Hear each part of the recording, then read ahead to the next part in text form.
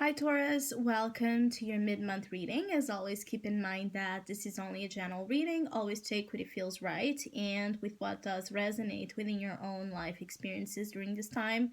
If you would like to have a personal reading with me, please contact me through the email I put in the description box below. For the month of January, I have two special sales offers available. One, it's an extended version of the 2020 sneak peek reading. So basically, it's a reading that looks upon what type of major themes, experiences, challenges, and opportunities might be presented for you throughout this new year cycle. And the other one is called Make a Wish. It's a reading that also focuses on the 2020 energy, but more specifically upon wishes and intentions that you have for love and relationships, money and career, health and well-being, and also personal growth and evolution, basically the spiritual path. So it's a reading that looks upon your intentions, one intention for each area, and the likelihood of that coming to fruition or not during this year, what energies might be working against it, what energies might be working to it, favoring it. So if you would like to know more details about those specials or any other of my services, just email me. Or if you would like to donate and support my channel, you can also do that by following the PayPal link, which is also down below, such as my Facebook and Instagram page. So, Taurus. I feel like mid-January can bring a little bit of an emotional setback, particularly for those of you that have been trying your best to break free from something that puts an emotional toll on you, emotional drain, emotional sorrow, that puts you in a state of depression, that puts you in a state of anxiety. Because I feel like there's lots of Taurus that I'm connecting with that have been battling with certain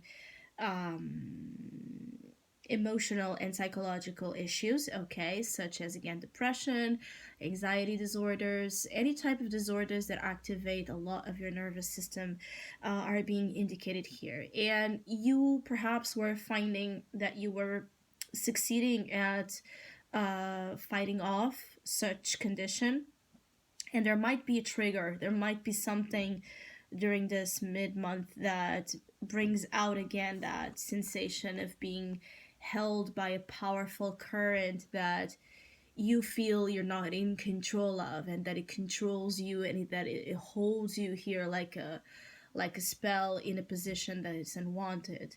Some of you, this is about fighting your demons off, okay? When I say fighting your demons off, is that you have thick shadows, Taurus.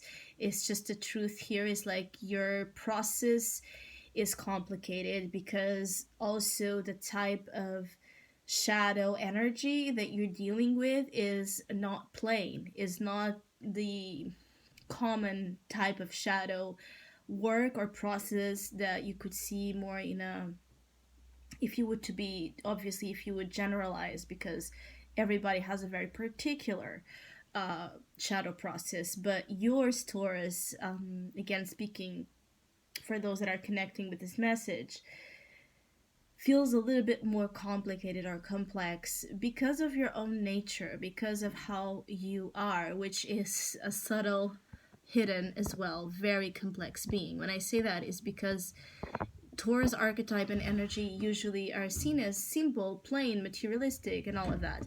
And I really, really, really disagree. There's a part of it, obviously, that it's true. But if we think about Scorpio being the opposite sign to yours, which also represents the complement to your energy, basically the shadow that it's not conscious, the unconscious shadow for Taurus in your behavior is Scorpio. And again, if we think about Scorpio, we think about all that I've just described. So what I'm feeling is that some of you Taurus have been and are currently in a moment where that Scorpio shadow is taking over, and is wanting you to become more aware of that side of you that perhaps is more complex, more prone to conflict, more prone to intense feelings, okay, of all sorts, that is more prone to the darker spectrum of life. Um, some of you already have awoken to that, but it's the issue of embodying that, okay? It's like accepting that there's a side to your nature, okay, that it's like this. Because before it wasn't conscious, before, when it wasn't an unconscious, like when you would act through that shadow, but you would be unconscious about it, it wouldn't matter. It didn't matter. It was not as important because you were not seeing that as you. Now that you are forced to see, that creates a crisis because your references to who you were are being changed and have been changed and are being changed for good. When I say for good, is that it feels like there's something irreversible here.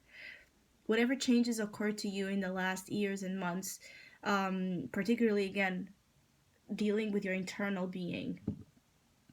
When I say they're irreversible, I'm not saying that you're going to suffer forever. I'm not saying that you're going to be a depressed person forever. I'm not saying that. What I'm saying is that there's a side to that change uh, that's going to stay with you for a long time because it's now a part of you. So if it's a part of you, it cannot go anywhere, you know? What it feels here that some of you need is an exercise to bring that energy as much as you can to raise that to the highest vibration that you can raise, shadow, that you can raise anything that you want when it comes to feelings and thoughts. So basically, it's one of those mid months where, for some of you that are in therapy, you might go back there and you might be uh, advised to pursue, okay, help, assistance in any way that you see that it's good for you, being through counseling of someone else or being through any type of activities that help you break free from that moon, Knight of Swords entrapment, which is to be trapped in your emotions, but also to be trapped in the past, to be trapped in fear and irrationality, to be trapped in illusion, to be trapped in any condition that does not project the best light to you. And you're also having the Hermit here as your challenge, and you can see that this person is clearing out shadows. I feel like particularly the moon energy, so the next full moon, yes, it's going to be in Leo. This might be a process that is happening, a lot until the next full moon energy, which be in Leo, and Leo squares your energy, so it's a tension, friction felt. So up until the next full moon, you might be holding this type of process or experience.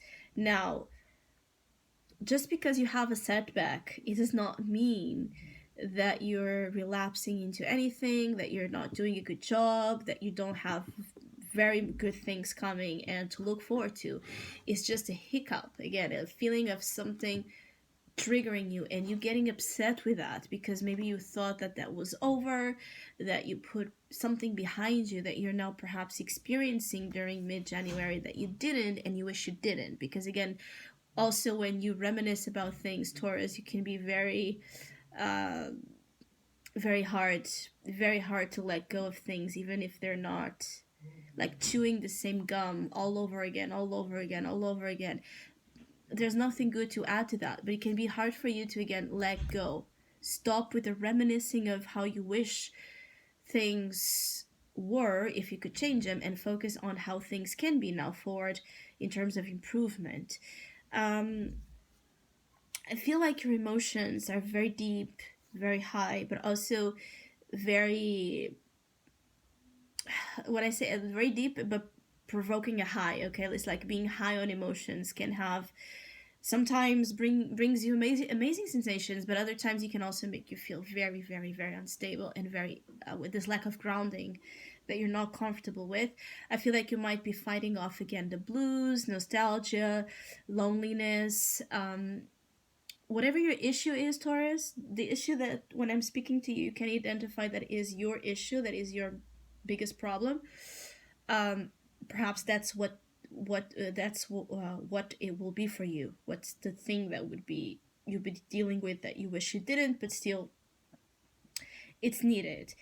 um, you have insecurities that have stemmed from this process. Okay, you have, perhaps you were not such an insecure person and now you are. Perhaps you're not so fearful and now you're not. Perhaps you feel much more blocked creatively and emotionally than when you look back you were. Again, avoid making comparisons because, as I was saying, there's a part to this process and experience that it's now a part of you. So if you're constantly comparing it, you're constantly resisting the fact that it's there, okay, that you have a new aspect of you um, in place. It's like you're rejecting a part of you that it's important to find peace and integration. So when you're comparing, you're fighting this new aspect, you're fighting it.